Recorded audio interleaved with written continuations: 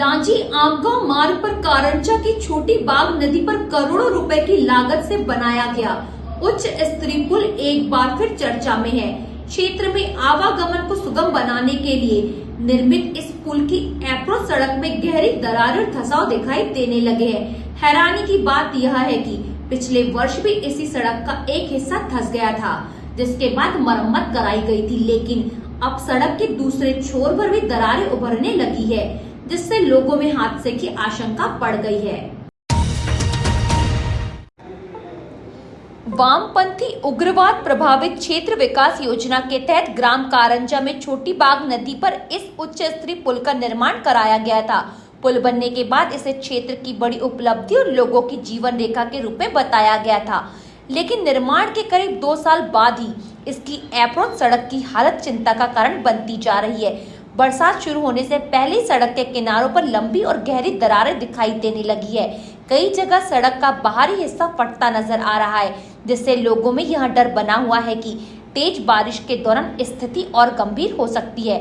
स्थानीय लोगों का कहना है कि पिछले वर्ष मानसून के दौरान भी पुल की पहुंच मार्ग सड़क का एक हिस्सा धंस गया था। उस समय सड़क क्षतिग्रस्त होने से आवागमन प्रभावित हुआ था और लोगों को काफी परेशानियों का सामना करना पड़ा था। शिकायतों के बाद विभाग ने निर्माण एजेंसी को मरम्मत के निर्देश दिए थे और क्षतिग्रस्त हिस्से को ठीक कराया गया था, लेकिन ग्रामीणों का आरोप है कि केवल प्रभावित हिस्से की मरम्मत की गई, जबकि पूरे अप्रोच मार्ग की तकनीकी जांच नहीं कराई गई। नतीजा यहाँ है कि अब सड़क के दूसरे हिस्से में भी दरारें और धंसाव के संकेत दिखाई दे रहे। पुल और सड़क के मिलान बिंदु पर भी समस्या बढ़ती नजर आ रही है। यहाँ सड़क का स्तर नीचे बैठने लगा है, जिसके कारण वाहन चालकों को पुल पर चढ़ते और उतरते समय झटके महसूस हो रहे। भारी वाहनों की आवाजाही के दौरान यह समस्या और अधिक स्पष्ट दिखाई देती है। स्थानीय लोगों का कहना है कि यहाँ केवल असुविधा नहीं, बल्कि भविष्य में बड़े नुकसान का संकेत भी हो सकता है। यदि समय रहते सुधार कार्य नहीं किया गया तो बरसात के मौसम में स्थिति और खराब हो सकती है। ग्रामीणों ने लोक निर्माण विभाग की निगरानी व्यवस्था पर भी सवाल खड़े किए हैं। उनका कहना है कि यदि नियमित निरीक्षण तकनीकी परीक्षण होते रहते तो सड़क की यहाँ स्थिति दोबारा नहीं बनती। वहीं पुल के एक छोर पर लगाए जाने वाला शिलालेख भी अब चर्चा का विषय बना हुआ है, जहां निर्माण लागत, निर्माण एजेंसी और कार्य अवधि की जानकारी होना चाहिए थी, वहां अब कोई जानकारी दिखाई नहीं देती।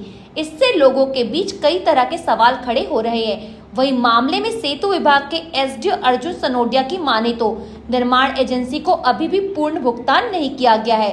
पुल और अप्रोच सड़क का रखरखाव अभी भी कंस्ट्रक्शन कंपनी के जिम्मे है। मामला संज्ञान में आया है और जल्द ही मरम्मत तथा आवश्यक सुधार कार्य के निर्देश दिए जाएंगे। बहरहाल करोड़ों रुपए की लागत से बनी यह महत्वपूर्ण परियोजना अब अपनी अप्रोच सड़क की वजह से सवालों के घेरे में है।